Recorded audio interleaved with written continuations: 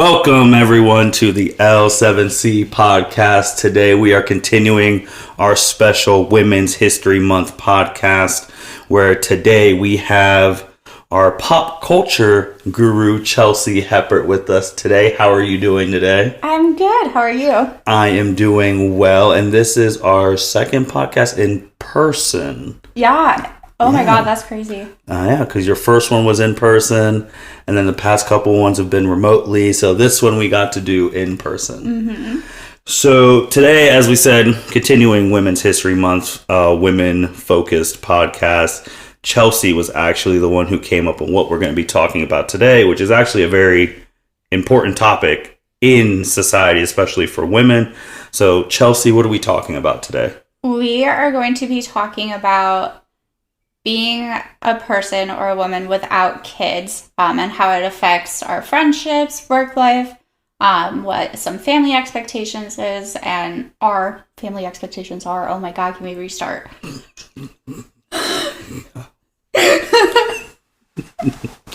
I got you. But yeah, so we're going to be talking about women who don't have kids in the workplace and friends and family and how they interact with each other. But when I asked you what we were going to talk about, this was not what I expected you to say. I'm happy for it because it's a very important topic, but I was not expecting this. Really? What were you expecting? Because Brittany, that's been a little bit quiet. I thought you were going to go maybe the Kardashian. Ooh, yeah. I thought you were going to go Kardashian route with potentially now ex-boyfriend claiming kind of ownership type ordeal thing, or like Lindsay Lohan or Amanda Bynes. I wasn't expecting this, which is a very serious thing. So what made you think of this topic? I mean, it's kind of come up a few times in my life, especially over the last month, I would say. It really started because I had to ask a few of my friends, if am I overreacting by getting mad at this text message? But one of my friends texted me last month, and her first two sentences were hello, and then I am trying to think of my friends without kids who, and then the rest of our conversation. But the fact that it was I am trying to think of my friends without kids, that it just irritated me, because it was kind of, we haven't talked in a very long time, so you're only thinking of me because of this one singular reason. Mm-hmm. Two, it could have just been left out for the question that you were asking. And three, I still have other responsibilities even though I don't have kids. My life and my hobbies and interests and things like that are just as important. So my first reaction was just what is happening? And then I was annoyed, and then I talked to a few of my friends about it, and they were also annoyed. And granted, these are friends who don't have kids and don't necessarily plan to have kids or are going to wait to have kids. But it was still just such a random thing for it to be phrased that way. And then it's also come up in work a few times. Yes, in terms of adding other responsibilities to those who don't have kids, but then taking away responsibilities from someone who does have a kid, because I work with a multitude of people who either do have kids or don't, and one individual, she does have a child who's super, super cute, but they didn't want to give her an extra task or an extra responsibility because of that, even though this person is more than capable and actually would have really liked it. So it was one of those, oh, this goes both ways, but also, why are we putting so much pressure on this? So yeah. Wow. Long-winded. I don't think it was that long-winded. So I guess when you said that topic, and when you said that's what we're going to be talking about, I had to do some research and stuff, and it's a very still to this day a hot button issue with women. Even if you try to look certain things up, you have to dig. Just doing a simple Google search of women without children in the workplace, not that many things are going to pop up. And what does pop up is from 2017, 2016, 2015. It's not anything recent. It's no one actually talks about it or acknowledges that there are more pressures and responsibilities of people without kids to absorb. So when I was looking this stuff up, I tried to do it from like how a person would feel to like job and stuff, how that affected them. So like I saw stuff from Meghan Markle, Michelle Obama, who they said like the number one responsibility that they have, the title is mom. So then there was people who don't have kids, like these prominent women are saying that's their top responsibility. They're just like, well, am I less because I don't have kids? Or when you're in your friend group or whatever and you're the only one who doesn't have kids, does that make you feel less? Or which you actually said on the dating one that you don't want to have kids, does that make you a lesser commodity than another woman who does want to have kids if everything's the same? So it's like those type of things. And it's not, we still normalize the fact that a woman's primary purpose is to have a child. Like that's still like a thing that's out now. And if a woman doesn't have a child, it's like you're looked down upon. And women don't have children for a multitude of reasons. Like me personally, I would be a terrible mother. I don't have the patience. I will be a really great aunt. I will be a great godmother. And I babysat a child the other week. That was exciting. She's still alive. We colored. I taught her about an exclamation point. But I personally don't, I've never wanted kids. I've never seen that for myself. But people don't have kids for many reasons. Some people literally can't, and that's okay. And by assuming that, oh, you don't have children, you can do this, you don't know what's going on. You don't know the reasons why they can't have children. You shouldn't be asking. You just got married. When are you guys going to have kids? Like, that's insane. Absolutely insane to me. Like, first of all, kids alone, you're talking about someone's sex life and potentially their bodies and their reproductive struggles or lack of struggles. Like, hello? That's really invasive. So I did see something who she is prominent, who always gets talked about that way with not having kids, of Jennifer Aniston. Yes, I was literally, her name popped into my head when you were saying that. Yeah, because she doesn't have kids, and every couple of years there'll be a rumor mill if she's going to have a kid, if she's going to adopt a child. And she did say a quote like where it's like I don't have a child, but you guys then diminish all the things that I've done. Yeah. Like my career because I don't have a child, and I don't. There's nothing wrong with having a child. There's nothing wrong with not wanting to have a child. But since I don't want a child, it's like you diminish me, which I felt was that wasn't good, to diminish a woman's career just because they have a child or they don't have a child. Yeah, and then there's like this huge expectation of, or projection of, you're not going to feel fulfilled in life unless you do have a child. And that's not necessarily like Jennifer Aniston. Her career is amazing. If that's what brings her fulfillment, that's it. She doesn't need anything else. She doesn't need society to dictate whether or not, because she doesn't have kids or potentially could want to have kids, like that doesn't define you and your happiness and what your purpose is, you know? Yeah, I agree. And then also too, even the professionals, when I was reading stuff like doctors and nurses, where if a girl goes to the doctor and like they're like, hey, I don't want to have kids, I want to have this procedure so and so, especially if you're in your 20s, they try and talk you out of it. They're like, are you sure you want to do this? I mean, you're in your 20s, so you might change your mind. You don't want to do something you don't want to reverse, and you're just like, no, I want to do this. And they're still like, they drag their are feet. you sure? And then sometimes they're just like, how about you think about it first, come back in like a couple years. And like I saw that there's doctors who have done that with women too, like making them second guess if they want to do this. Yeah, so I have an IUD. I have a 5-year one. The next time I go to my gyno, I'm going to talk to him about starting that process of permanently not being able to have kids, knowing that I have another 3 years of my IUD, because if I start it now, by the time I'm ready to actually have the IUD taken out and ready, I will be in my 30s at that point. So they'll take me more seriously. It'll be a conversation that's documented for several years. So again, they'll take me seriously and hopefully it'll happen. The fact that I have to think that far ahead to do something with my body that I know that I want it's really sad. And there's also subreddits and things like that where women can actually look up doctors in their state who are willing to perform this. Okay. It's not invasive. Like, it is, but it isn't. Like, we've come a long way with the procedures and with medicine, so it's not super risky depending on the type of procedure you get. But doctors refuse to do this because it has to do with a woman's reproductive system.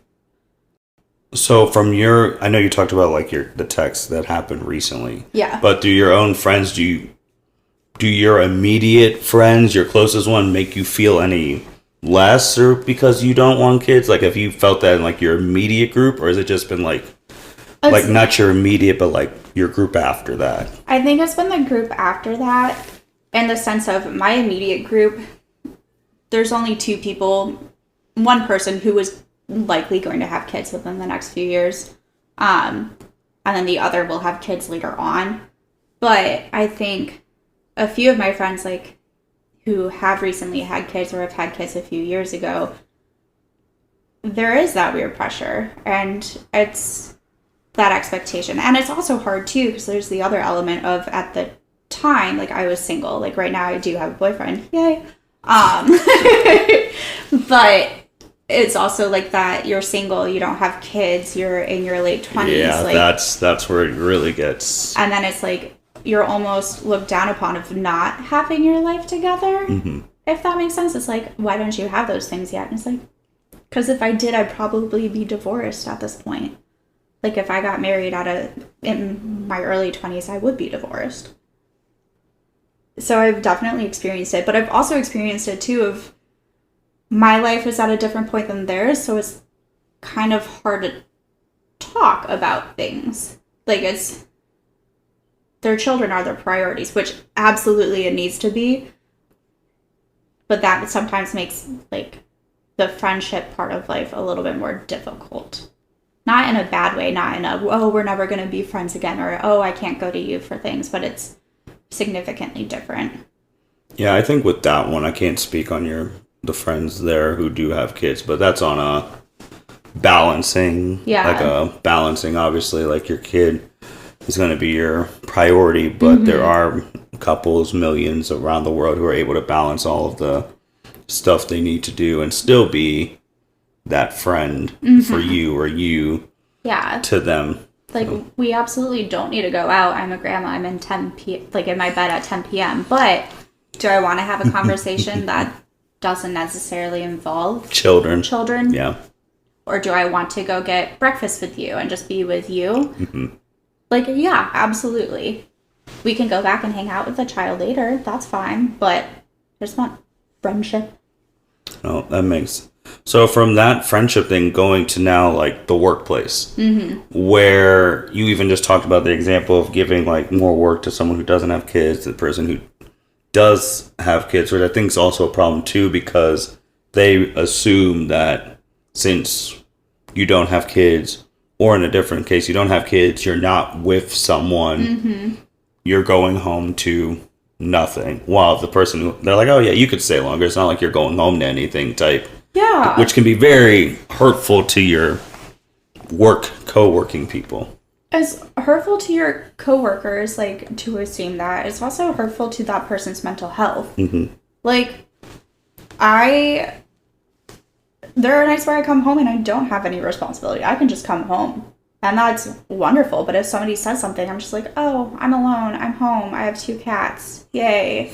But then it's like, I have 2 cats and I can make myself dinner and I can do my nails and I can read if I want to. I can do a whole slew of things. I go on hikes. Like, just because I don't have someone or something to come home to doesn't mean I don't have other interests. I'm still a human being. Like, you know, it's such a weird conversation. And then that expectation. I also have family. What if I want to go see my mom? And that's true. Everyone has family. You know, like, there's other expectations. And we all have obligations outside. They don't need to know that, but it's rude of them to assume that, oh, you don't have anyone, you don't have a kid. You can do this, or you can stay later if I ask you to, or you can do this report really quick, or you can publish this, or do whatever, and then all of a sudden you're just doing, and you're overworked. and burnt out.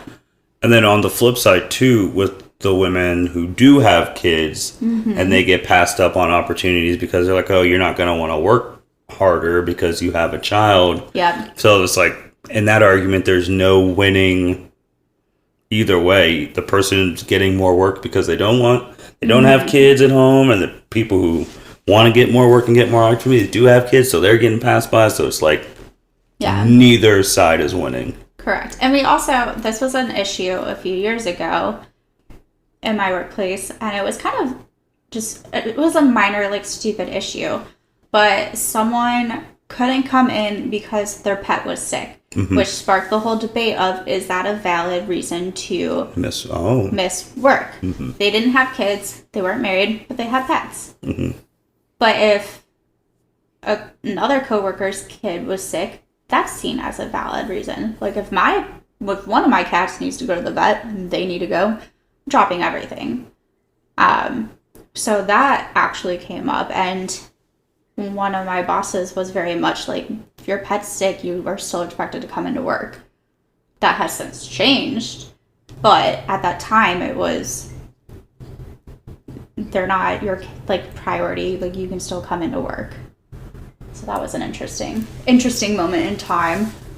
So going back to, like, the friends, I don't know if you've experienced this, but, like, if you were with your friends going out to eat lunch or going to go see a movie, and, like, everyone in your friend group at that time has a child and you're the only one who doesn't, and then you get those awkward looks from strangers like, oh, she's the only one who doesn't have a kid with her, or she doesn't have a partner with her at this point in time. She's like, obviously the low end of the friend group. Yeah, or, like, there's no ring on her finger too. Yeah, or there's no ring on her finger, and everyone else there is married, so she's obviously the bottom feeder of the group. Oh, ooh, the bottom feeder. I mean, I've like, when I was reading articles, I saw people talk about those type of experiences, so I feel like they're pretty common. Oh, it's very common. It's awkward. It's so awkward. Because you just see, like, a line of people with kids or husbands or whoever, and then this one person. And it's so awkward being that one person. Like, if you make it a point to hang out with your friends, like, who are married or have kids or whatever the case may be, like, sometimes it's nice just to see your friend and not everyone else. Obviously, like, I love going out and hanging out with my friends and their husbands, and I love hanging out with some children. Others, not so much. But it's so hard, because then for me, like, I often wonder of, like, oh, did this poor person, like, get saddled with being the lonely person again? Like, do they have to go through this, or is this like, oh, like, did they actually choose this, you know? But those looks definitely happen. And then you also get the looks from, like, older women. Oh. That, I think, is more common. Because that's, I mean, generation-wise, that is what they were, like, the primary goal was to be a mom, and it's shifted to this, like, current, like, era. So it's just like when they see someone who doesn't have a kid, like, when they look at them, it's like, well, when I was their age, I already had 3 kids, running the house, doing a job, and then they're just sitting there on God knows what. So yeah, they do look down. Yeah, they absolutely do. I had the scary realization when I turned 28 of I was the same age that my mom was when she had me. And that was terrifying. Like, I don't know how she did that. Kudos to you, Joan. But it's hard, like, especially with that generational gap and having other women not look down on you, but question you, I think is, like, the more appropriate way to look at it. Of just like, oh, you don't want kids? And they see that as the just extreme view of life. Like, how can you not want kids? Because it's so ingrained in our society. Yeah, your goal is to reproduce, repopulate the planet, nurture the kids so that they can go out and do what they need to do. And then, like, that's... Or the thing of, like, well, who's going to take care of you when you're older? Yeah. That is also, like, if you ask people, oh, why did you have kids? Well, they can take care of me when I'm older. I took care of them when they were babies. Now they can repay the favor. Like, I've heard that so many times, and it's mind-boggling. It's like, there's nursing homes. there's other options. You can take care of yourself up until a certain point, but then you should plan for that and not just rely on your children, because that's a lot of undue stress. It is. And then from the other thing, which you did talk about on the dating one, obviously, like the dating market, because obviously bringing up that you don't want to have kids, there's no real right time to bring that up when you're especially on a first date or I feel like dating that's someone. A third date conversation, or if you have an app, like there is a setting that you can put of like have kids, don't have kids, nice. Don't want kids, open to kids. But then what does that do to like a woman if they like keep meeting great guys or girls who they want to be with, but they're just like, the person's like, hey, I want to have kids, and you're like, hey, I don't want to, and the person's like, all right, well, bye, and you keep like losing out on those great partners. That has to do something to like your psyche. Like, is this really the reason I'm going to potentially never be with anyone if I don't find someone who doesn't want to have kids? I have never thought that way. Just in terms of, to me, the kids topic is something that you absolutely have to agree upon. It's not something that you can go into saying, oh, I want kids, but you don't, but I love you. Like, let's still get married. Because ultimately, it's going to come up again. There's going to be the societal pressure, the familial pressure, like your own relationship pressure to either have kids or not. So I've always been, if they did want kids or decided that they want kids, like, that's fine. I'm not going to stand in your way. I am not going to be the reason why you miss out on that opportunity if that's something you truly want. However, if you change your mind in the middle of a relationship, like, that's absolutely hard. But I don't think it's fair for either person to stay in that relationship. Yeah, because I feel like that's even harder. Like when you're in a relationship and you both decide you don't want to have kids, but then one of your partner's siblings or cousins or mothers, best friends, or shoot, even mothers, has another child or something like that, and then the one person's just like, oh, I want a kid, and you're like, and then like they're on baby fever, and it's just like that makes relationships even harder. Yeah, I personally have never been offended if you start talking to someone and then they do say that they want kids and it doesn't work out. I think ultimately that's the best decision for both parties. And especially if they know 100% like you do or do not want kids, there's not going to be any power that changes someone's mind besides like their own mind, you know? Does it matter if for the people who don't want kids, if they don't want their own kids going through the whole process, or like adoption, like if they try and sway someone, does that like, oh, we don't have to have kids, but we could adopt? Like, I think if both parties are open to it, because I've jokingly said like the only way I would ever have kids is if I adopt or become a stepmom. Like I know that I've jokingly said that, and if I did adopt, like that's great, but I don't see myself doing that. But I think that's something to talk about, because some people only want their own kid. Like they want to have a child that looks exactly like them. They want to have that ideal, like Americana, like family dream of the 2.5 children, like who look like them and go, oh, there's little Johnny. Look at his nose, just like his father's. You know. So I guess going forward, because now we're in 2022, let's just say like 10 years from now, do you think it'll change or be more socially acceptable for women to not want to have kids and be treated the same as women who do want to have kids? Or do you think it's going to be? I think it's absolutely going to change. CNN posted like the people thought like during the pandemic that there would be a baby boom, but that's not actually the case. I think it's down by 4%, like the amount of births. I think it's becoming a topic that's more talked about, not necessarily studied, but talked about. And I think the more that we talk about it and the more that we acknowledge it and the more that women are willing, or people are willing to fight for their bodies and their right to choose whether or not they have kids, I think we'll see like that transition.